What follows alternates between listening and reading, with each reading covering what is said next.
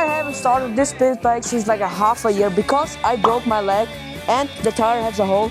So today we're going to give it a first start and soon I'm going to fix the hole and ride it again. Let's go!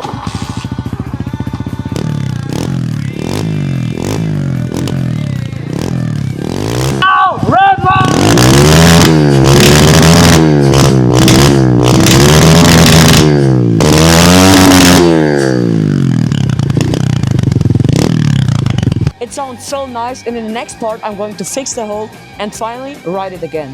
See you in the next part.